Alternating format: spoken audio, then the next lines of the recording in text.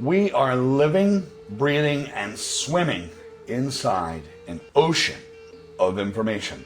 Most people think monk mode is about doing more. It has nothing to do with that. It is about your nervous system, and it is about removing the things that don't matter. It is understanding where you have to start, that you have to begin somewhere. Monks move very slowly. The beauty of that is they treat it very much like mindfulness. I first saw this from one of my friends in Japan. He moved very slow, and when I asked him, why did you do that? Why did you move so slowly?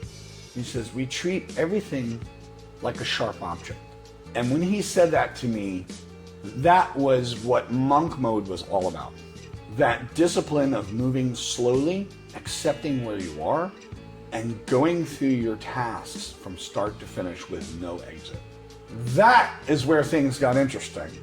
That is where we could understand the bigger picture of what monk mode really is.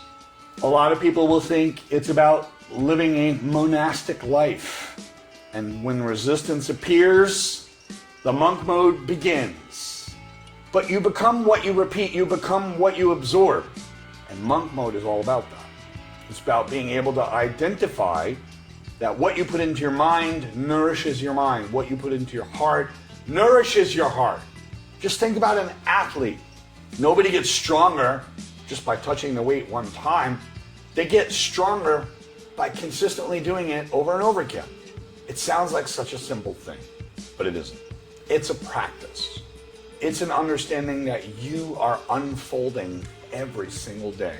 The same thing happens in life, is your identity is like software, and it's updating every time you take action. Because action creates evidence and updates who you are. You can think of monk mode as literally the operating system that you have to start somewhere. The beauty of it is being out in nature and understand that nature itself is the best form of meditation. Being out, sitting in front of the lake, you'll realize that motion that's out there is what we're wired for. When we go back to prehistoric times, you'll understand that your eyes and your nervous system will be in the forest and it will flick towards something important. Could be an animal that was coming towards you, or it could be food. And we're still wired in that way to where our eyes look for motion and flick towards that. And with social media, when we scroll through videos, the moment you see a quick animation, just a few seconds, your eyes flick towards it. With that motion in mind, when you're out in nature, you get to see the wind blowing the waves on the lake and being able to hear the birds, feel the wind on your face, and look at nature and all the motion that it actually has. And your device is away. When it comes down to it, we want to do something called pit stopping. If you look at a Formula One pit stop, you'll notice that that car pulls in, and within a matter of seconds, they're taking those tires off and putting them on, but they're doing it in such a precise way, so mindfully and so focused.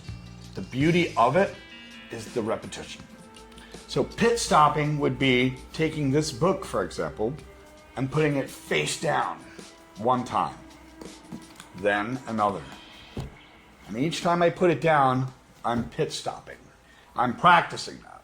Now, when that's your smartphone and you train yourself to turn the phone off and put it down, face down, and you do it again and again, and you keep doing that 20 or 30 times, putting it face down, turning it off, putting it on sleep-wake mode, putting it right down. That is part of reducing your distractions. That's what that's about. That's what monk mode is about. The repetition. And it seems boring, but I'm actually training a behavior. That's what I'm doing. So when you're in monk mode and you do things, you need to know why. Why you're doing it. Because your nervous system will push it away. We don't do what we want to do. We do what our nervous system will allow. And it's important for us not to come out of our comfort zone, but to come to the edge of that comfort zone. Because being in monk mode is about two things. You have to desire it, and it has to be manageable. It has to be manageable for your nervous system. When you wake up in the morning, if you're overwhelmed by running 5 miles, your nervous system will scream like an angry pterodactyl. And it will stop you from running. It'll stop you from going outside and doing anything. Too much, too soon, too hard, too fast. That's what happens. Monk mode, your mind starts to move slower. You slow down just enough to recognize what needs to be done. So instead of running 5 miles, because maybe that's too much for a novice on the first day, maybe it's about running across the parking lot and then taking a 30-second break, which is slowing down, and then running again, taking another 30-second break and slowing down. Adding these slow intervals into what you do. You're still doing the work, and that's the fun part. The repetition doesn't have to be painful. It doesn't have to be hard. It doesn't have to be ridiculous. You can put music in there or meditation sounds, whatever the case may be. When repetition is cold, your nervous system will push it away. When you start to put some of that emotion back into what you're doing, then life changes. You start to feel it again. You don't just work out in your living room. You design your living room to support your workouts. That when you're there, at that point, that comfortability, that emotion gets you excited, you turn on the music, and you're ready to go.